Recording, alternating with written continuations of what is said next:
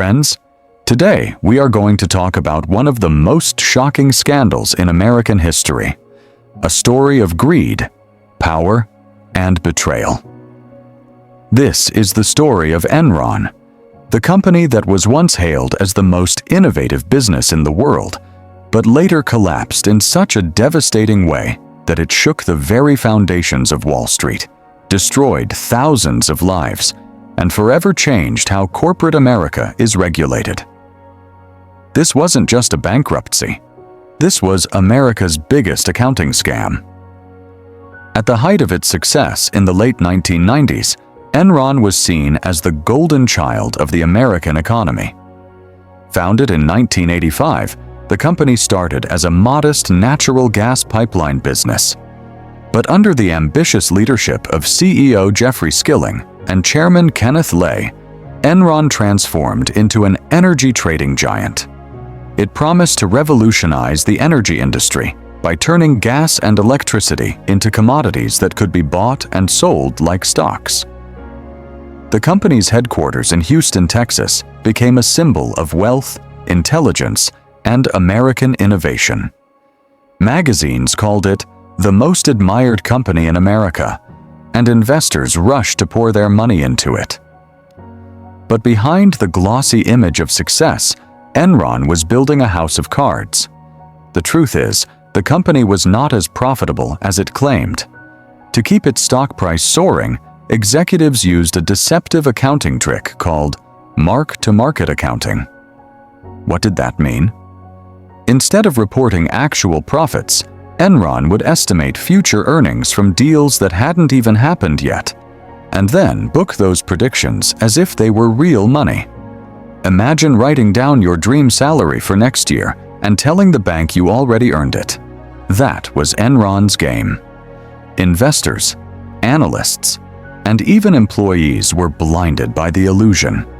Every quarter, Enron reported skyrocketing profits.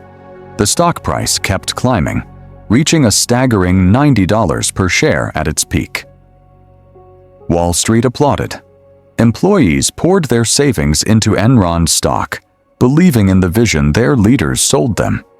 The executives were celebrated as geniuses, living lavishly, flying in private jets, and walking on red carpets of corporate America.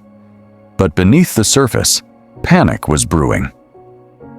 To hide its mounting debt, Enron's executives created hundreds of shady special-purpose entities, basically shell companies that existed only on paper.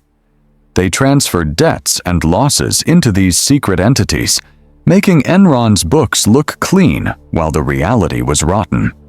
It was like sweeping mountains of dirt under the carpet, except the carpet was America's financial system. Arthur Andersen, one of the biggest auditing firms in the world, looked the other way. Why? Because Enron paid them millions in consulting fees.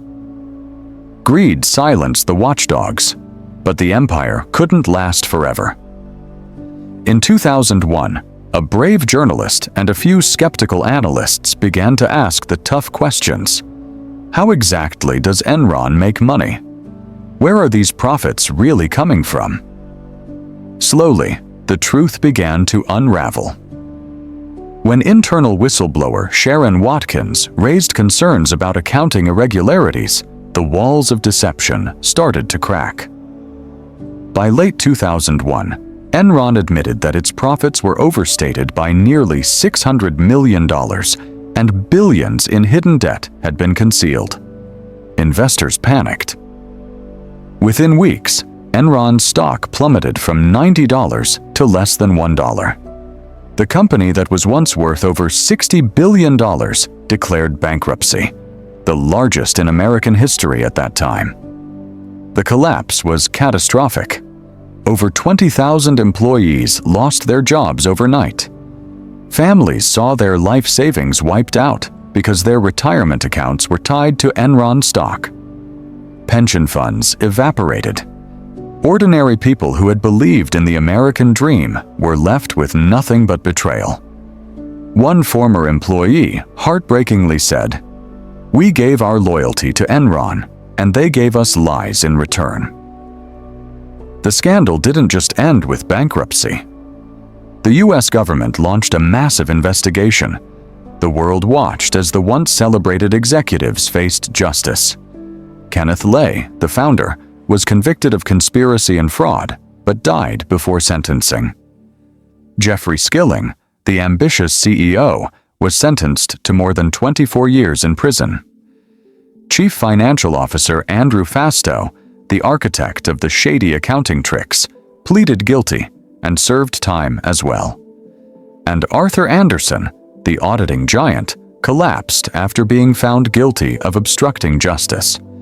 Enron's fall wasn't just about one company. It was about broken trust.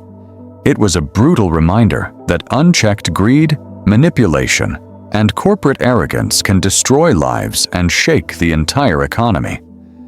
The scandal led to the creation of new laws like the Sarbanes-Oxley Act of 2002, which forced companies to be more transparent, made executives personally responsible for financial reports, and tightened rules for auditors. In many ways, Enron's downfall rewrote the rulebook of corporate America. But even after all these years, the story of Enron remains a cautionary tale. It asks us, how far will people go for power and profit? How blind can we become when we want to believe in success? And how dangerous is it when corporations put greed above ethics?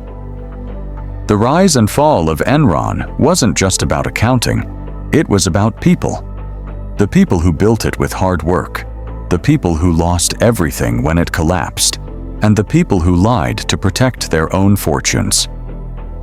It's a story that reminds us that behind every stock price and every corporate number, there are human lives hanging in the balance. And so, Enron's name will forever stand as a symbol, not of success, but of greed, betrayal, and the dark side of the American dream.